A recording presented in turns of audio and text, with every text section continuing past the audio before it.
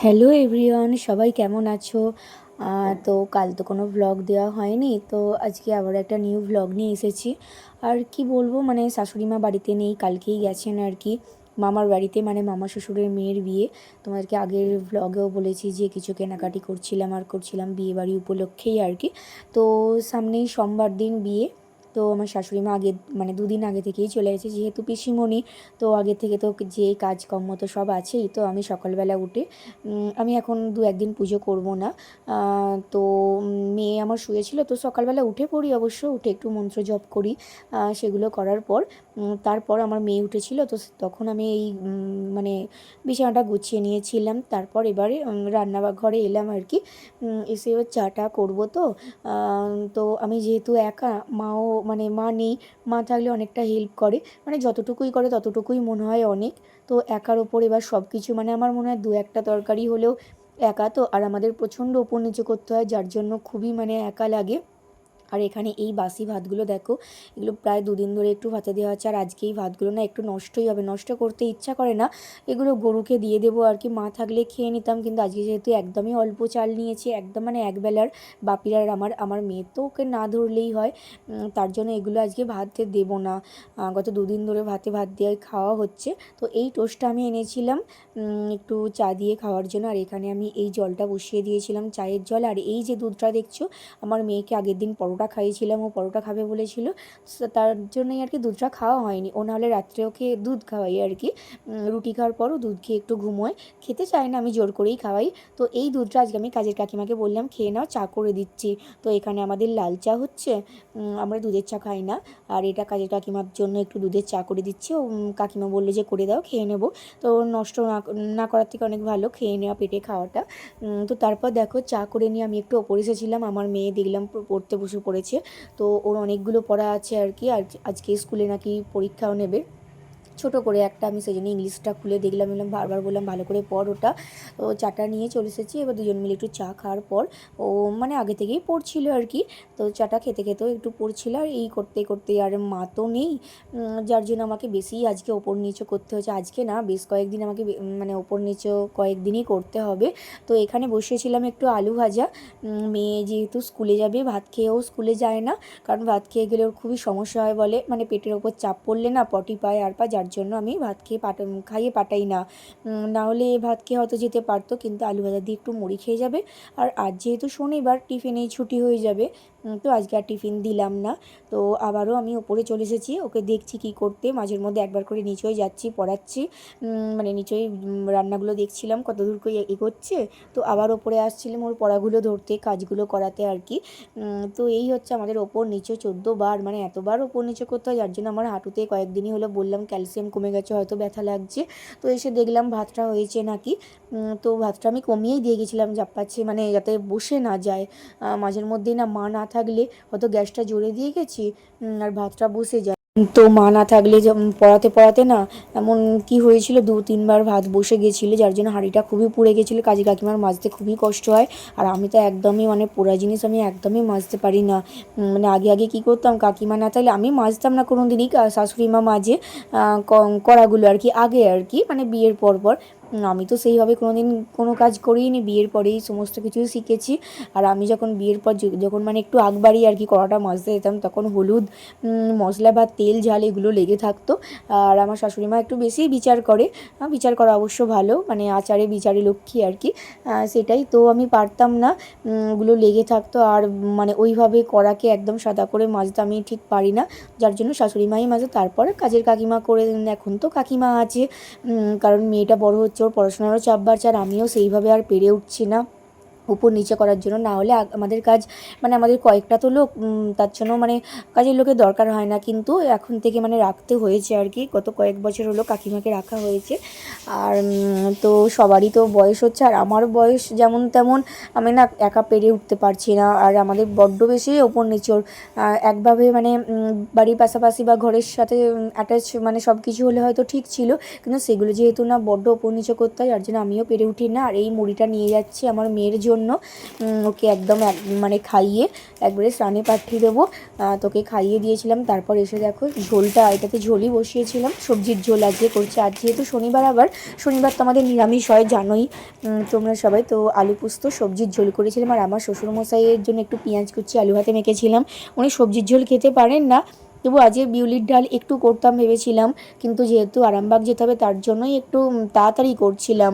তো বিউলির ডালটা আর হয়ে উঠলো না। তো ভাবলাম বাপির জন্য একটু পেঁয়াজ কুচি আলু ভাতে মেখে দিই।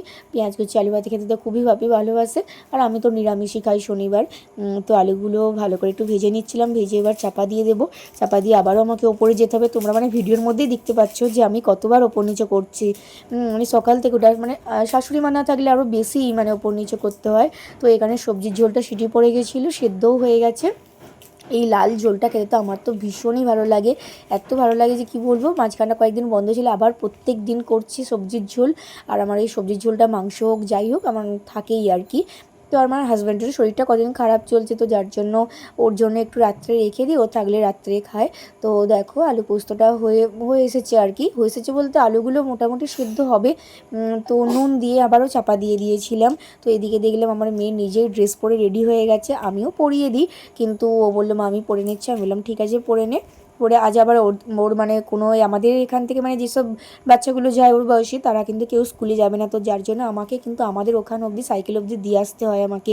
ও যেদিন মানে ওদের বন্ধুরা যেদিন থাকে না, তো দিয়েই এবার ফিরছিলাম আর কি। তো ফিরে এসে আলুটা আমি কমিয়ে বসিয়ে গেছিলাম। তো দেখলাম হয়ে গেছে, পোস্তটা দিয়ে নেড়ে চেড়ে নামিয়ে দিয়েছি। আর এখানে সবজির ঝোলটাই হচ্ছিলো, সম্বরতে দিয়েছিলাম আর কি।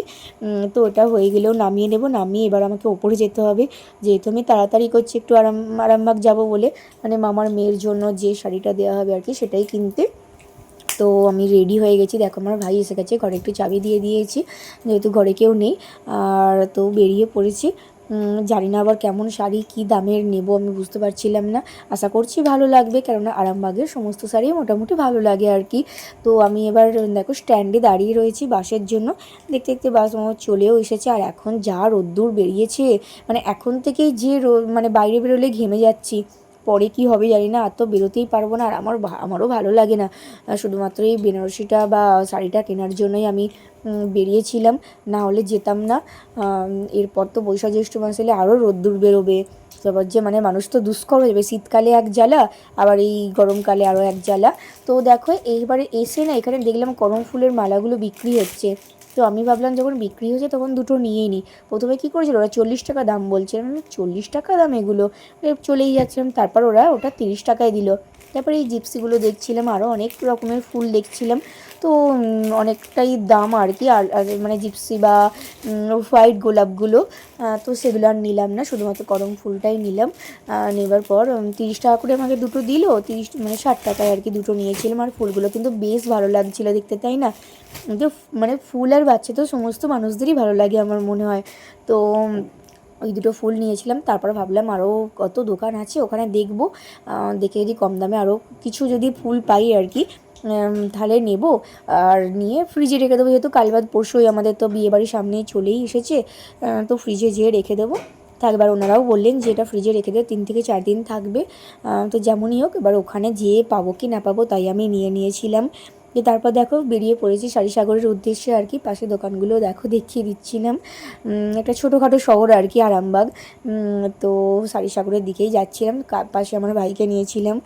আর একা একা বেরোতে বলতে এমনি ব্যাংক যাই বা কিছু যাই সেখানে একা একা ঠিক আছে, বাট শাড়ি টাড়ি একটু চুজ করতে গেলে একটু মানে ঝামেলায় পড়ে যাই আর কি। ভাবি কোনটা কী কিনবো, কারো পছন্দ হবে না, আরও তো মনে হয় কাউকে একটু নিয়ে যাই, তারও একটু ভালো লাগলে একটু মানে দুজনের ভালো লাগাতে একটু হলো আর কি। তো দেখো এই শাড়িগুলো দেখছিলাম, শাড়িগুলো খারাপ না ভালোই, কিন্তু শাড়িগুলোর কোয়ালিটি কিন্তু খুব একটা ভালো না। কিন্তু আমার হাতে দেখো যে এই শাড়িটা আছে পিঙ্কের ওপর স্কাই কালার, এই শাড়িটা কিন্তু এই শাড়ির কোয়ালিটিটা কিন্তু খুব ভালো ছিল, মানে এত ভালো লাগছিলো না। আমার শাশুড়ি মার জন্য ভাবছিলাম নেব, তো শাশুড়ি মা বলেছিল না আমার জন্য শাড়ি নিতে হবে না, আমার তো এখন ডাক্তারি হচ্ছে, তো সেই পয়সাটা কাজে রেখে দিলে কাজ হবে। তো আমি ভাবলাম ঠিক আছে থাক, কারণ আমার শাশুড়ি মা এবছর পুজোর সময় শাড়ি নেয়নি, বলেছিল পরে নেব, মানে পুজোর সময় তো শাড়ির দাম প্রচুরই। আর আমিও শাড়ি নিই এই বছর। আমি এবার থেকে ভেবেছি কোনো বছরই পুজোর সময় শাড়ি নেব না, কেননা পুজোর সময় শাড়ির দাম প্রচুর দাম নেয়। তো পুজোর পর কি কোনো অকেশন থাকলে তখন নেব, এছাড়া শাড়ি তো অনেকগুলোই হয়ে গেছে, যার জন্য আর ভালো লাগে না শাড়ি সেইভাবে আর। তো দেখো এইসব শাড়িগুলোই কিন্তু দেখাচ্ছিল, আর মোটামুটি এগুলো ভালোই দাম ছিল, কিন্তু কিছু কিছু শাড়ির দাম অনুযায়ী কোয়ালিটি সেইভাবে ভালো না আর কি। এবার রেড কালারের শাড়িটা দেখো, এটা মোটামুটি ভালো, এর নিচেও আরও একটা রেড কালার ছিল, সেটার কোয়ালিটিটা খুব একটা ভালো ছিল না, খ্যাড়খ্যাড়ের মতো ছিল আর কি। আর এই যে শাড়িটা দেখছি, এই শাড়িটা কিন্তু কোয়ালিটিটাও ভালো আর দেখতেও খুব সুন্দর।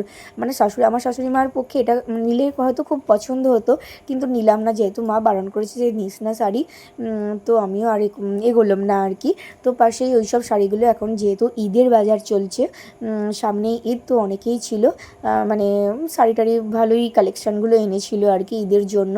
তো অনেকেই এসেছিলেন ঈদের মানে ওই কাস্টের আর কি মানুষরা, তো শাড়ি টাড়ি কিনতে আর কি। তো দেখো এই শাড়িটা আমার খুব ভালো লেগেছিলো, ভাবছিলাম কোন শাড়িটা নিই। এখানে আরও একটা রেড কালার ছিল, তারপর যাই হোক ওখানের মধ্যে একটা যে কোনো একটা নিলাম, সেটা তোমরা লাস্টে দেখতে পাবে। তো দেখো এখানে কিন্তু শাড়ির দাম একটুও কমায়নি, মানে এত মানে কি বলবো, যে পুরো দামের বোধহয় কিছুটা কমিয়েছে, বেশ খানিকটা কমিয়েছে, খুব একটা কমায়নি। তো দেখো এবার এখান থেকে নিয়ে আমরা বেরিয়ে পড়ছি শাড়িসাগর থেকে। এবার ভাবছি বাড়ির উদ্দেশ্যে যাবো, তো যাওয়ার সময় একটু দু একটা ফুল দেখবো আছে নাকি। আর এখানে একটু এক্সটেনশানগুলো দেখছিলাম হেয়ারের, তো এখানে নিই। তো ভাবলাম নেই যখন বাদ দাও, চলে যাই এবার বাড়ির দিকে এগোই। আর ভাল লাগছে না, এত গরম পড়েছে, আর আমার ছাতাটাও না হারিয়ে গেছে। আমার একটা ছোট্ট ছাতা ছিল, কোথাও রেখেছি আমি দেখতে পাচ্ছি না, একদমই দেখতে পাচ্ছি না ছাতাটা। তো আবারও মনে হয় আমাকে আরও একটা ছাতা কিনতে হবে। তো ছাতা তো অবশ্যই মানে শীত গ্রীষ্ম বর্ষা ছাতা কিন্তু অলওয়েজ দরকার। তো তারপর দেখো এখানে এসেছিলাম, এই ফুলগুলো এই ইউলো কালারের সূর্যমুখী টাইপের ফুলগুলো কিন্তু প্রায় 50 টাকা দাম বলছে, তো আমি নিলাম না। আর এই রোজটা মানে হোয়াইট রোজটাও কিন্তু 50 টাকা দাম বলছিল, তো ওটাও আমি নিলাম না, অনেকটাই দাম। তার থেকে 50 টাকায় আমার একটা ফলস গোলাপ হলেও সেটা অনেক দিন থাকবে, তো তার জন্যই আমি কিন্তু নিলাম না। তো দেখো এগুলো থেকে এবার আমি বেরিয়ে পড়বো। আর পাশে ফল নিলাম কিছুটা, এই যে ফলের দোকান দেখছো না, এখান থেকে একটা বেল নিয়েছিলাম, সেটা তোমাদেরকে বাড়িতে যেয়েই বলবো এর গল্পটা কি বেলের। ফাটিয়েও দেখলাম যে ভালো, অথচ বাড়িতে এসে দেখলাম ব্যাস।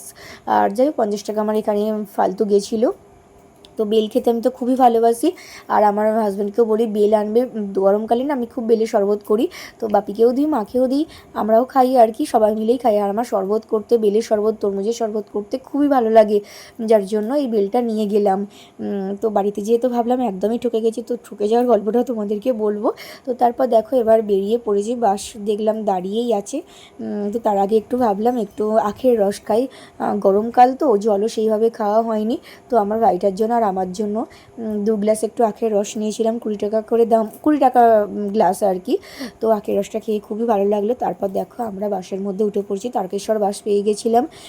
তো পিছনের দিকেই বসেছিলাম। তারপর এবার নেমেও আমি একবারে চলে এলাম এবার মানে কাকুর দোকানে আর কি। কাকুর দোকানে দু একটা জিনিস আর বাকি ছিল, দু একটা জিনিস মানে আমার জিনিসের তো আর মানে বাকি আর কি থাকবে, তবু আর ক্লিপ নিলাম আর কি। ক্লিপটা আরও একটা লাগবে, চুল মানে হেয়ারটা যদি পার্লারে কেউ বেঁধে দেয় তাহলে তো ক্লিপ কয়েকটা লাগবে, তার জন্য সেটা কিনেছিলাম। আর এই ফুলগুলো দেখছি, এই ফুলগুলো এসে কিন্তু আমি ফ্রিজের মধ্যে রেখে দিয়েছিলাম, নাহলে নষ্ট হয়ে যাবে, তার জন্য। তো আমি এবার হাত পা ধোবো, ওয়াশ করবো, করার পর ড্রেসটা চেঞ্জ করে নিয়েওছি। তো তারপর দেখো তোমাদেরকে বলি বেলের গল্পটা। এসেই না আমি আগে ভাবলাম বেলটাকে ব্যবস্থা করি, আমার মেয়েও যেহেতু আসার টাইম হয়ে গেছে। তো এই দিকটা দেখো, এই দিকটা না কেমন মানে কেমন একটা টোকে গেছিলো, সেই সময় কিন্তু আমাকে ফাটিয়েই দিয়েছিল বেলটা। বাট আমি ভাবলাম, তার পরক্ষণেই ভাবলাম একটু টেস্ট করে নিলে তো ভালো হতো।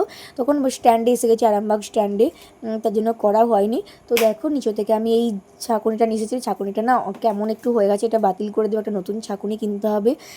তাওয়াটা যেখানে রাখি, শিকটা যেখানে রাখি, সেখানে তো ছাঁকুনিটা থাকে, আর সেটার জন্য ওটা ফেরে হয়ে গেছে, মানে পুড়ে গেছে আর কি। আর ছাঁকুনিটা অনেকটা নোংরাও হয়ে গেছে, যাই হোক একটু করে ধুয়ে আনলাম, ধুয়ে নিয়ে বেলের শরবতটা করেছিলাম। তো দেখো এই যে বেলটাই, বাদ বাকিটা মনে হয় ফেলেই দিতে হবে, যেটুকু ভালো ছিল সেটুকু চেঁচে নিয়েছিলাম মানে পাশ থেকে আর কি। আমার মেয়েও তো বেলের শরবত খেতে ভালোবাসে, শাশুড়ি মানে শ্বশুরমশাইও চলে গেছে, নাহলে বাপির জন্য একটু রাখতাম আর মাকেও দিতাম। তো এতখানিটা কে খাবে জানি, একটু ফ্রিজে রেখে দেবো। এখন তোমাদের দেখাই যে আমি কোন বেনারসিটা ওর জন্য কিনলাম। বেনারসি না, সিল্কের ওপর ডিজাইনার শাড়ি আর কি, বেনারসি ডিজাইনার শাড়ি। দেখো আমি কিন্তু এই শাড়িটা কিনেছিলাম, ভালো দেখতে, মানে ভীষণই ভালো, তো আমার তো খুব ভালো লেগেছে। কার কেমন লাগবে জানি না, দাঁড়াও একটু খুলে দেখাই। এই দেখো এই ধরনের শাড়িটা, এই যে। আর আঁচলটা দেখাচ্ছে, আঁচলটা খুব সুন্দর। এই দেখো এরকম আঁচলটা যাচ্ছে এই ধরনের। এই শাড়িটাই নিয়েছিলাম। অনেকগুলো শাড়ি ছিল, সবগুলোই ভালো লাগছিল, খারাপ না।